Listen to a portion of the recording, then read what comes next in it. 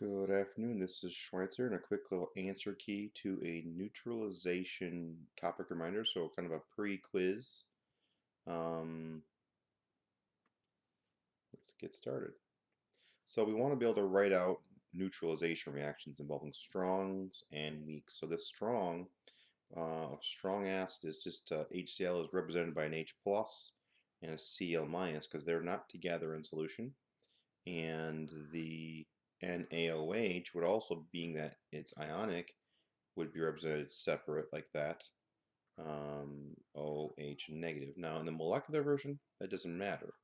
It's just going to be HCl plus NaOH yields H2O and then NaCl. Alright, so ionic version is going to be, because they're separate, this is going to be a spectator, this is going to be a spectator. I have H plus plus OH negative yields water. And then here I have a weak acid.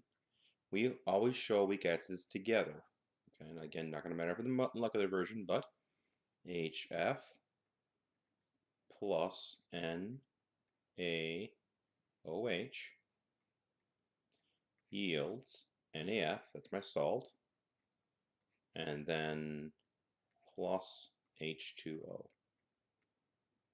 All right, and then the net ionic version, because it's a weak acid, we keep it together, plus OH negative. The sodium will be a spectator, and will produce H2O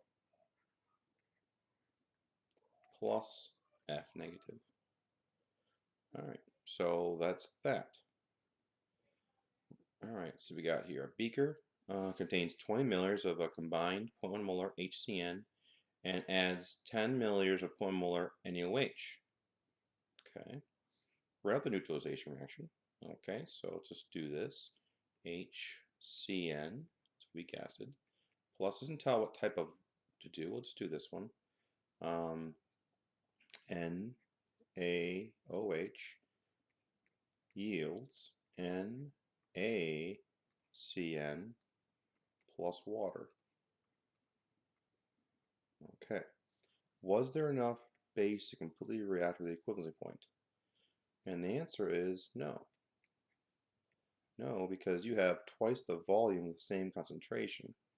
If you calculate your moles out, you have 2 times the HCN. All right, so we have more acid than base. There's more acid.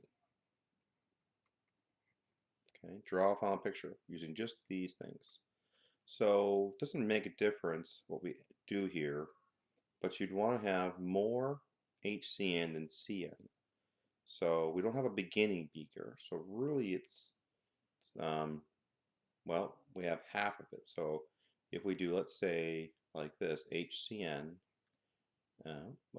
HCN, and HCN, then we should have one CN negative. One of them got kicked out. All right. So we should have more of these guys than these guys. We knocked out half of them. We don't particularly know how many we have. So just make sure that we are now at our halfway equivalence point where half of them are knocked out. So you should always have 2 times this than this. So if you did, let's say, 4 of these, all right, then HCN, then we have, let's say, we need to have 2 of them that are neutralized. All right, so twice as many here as before. Actually, we should have 3 of them. We have 6 total, should be 3 of them here. CN negative. And there we go. I'm going to erase one of these guys here because that's too many. So half of them should be neutralized. Delete. This is actually what we call our half equivalency point. So the thing has an actual name. The point we're at, equivalence is where all of them are neutralized. So we call this the 1/2 equivalence.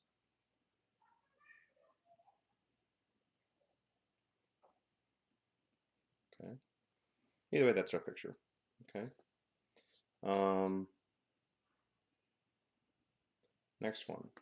15 milliliters of 0.1 molar NaOH reacts with 0.5 molar HX. Write the neutralization reaction. Okay, so it's going to be NaOH plus HX would just yield NaX plus H2O. We got to get pretty good at writing all these equations. How much HX will we need to actually reach equivalence? Well, because we are 1/2 the concentration, to get the same number of moles, we would need twice the volume, which would be 30 milliliters.